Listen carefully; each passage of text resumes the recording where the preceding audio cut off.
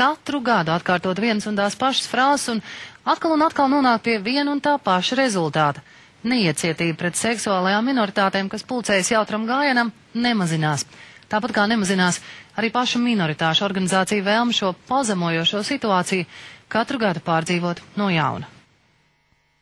Savu augstāko punktu līdz šim Rīga Pride sasniedz 2006. gadā.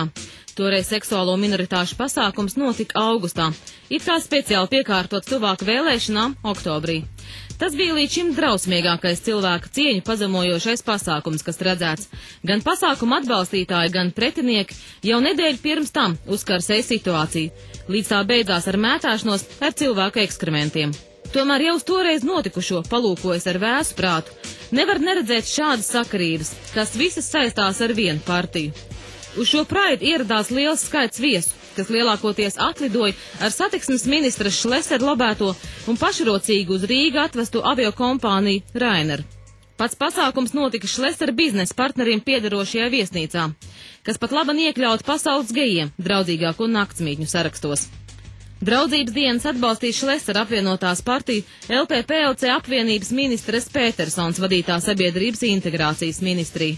Pasākumu apsargāja Šlesera partijas ministra Jaunģeikara iekšlietu ministrijas spēki. Un draudzības dienu dalībnieks pie viesnīcas apsaukāja un ar mēsliem apmētāja Šlesera partijas atbalstītāji no jaunās paudzes un organizācijas No Pride. Viesnīcas iekšpusē skanēja frāzes "Paldies Petersonai", ārpusē "Paldies Jaunģeikaram". Jebkurā gadījumā vislielāko labumu no naidīgo pušu grūstīšanās pašā Rīgas centrā guva partija LPPLC, kā tas drīz pierādījās arī vēlēšanās. No apmēram 2% reitinga partija tika līdz iekļūšanai Saeimā, un Šlesers kā balta lapa pēc Jūrmalas mēra balsu pirkšanas skandālā zaudētā ministra portfeļa varēja turpināt politisko karjeru. Redzēsim, vai nākamgad Praids notiks tikpat mierīgi kā šogad, kad tuvumā būs pašvaldību vēlēšanas nākamgad, tātad jūnijā.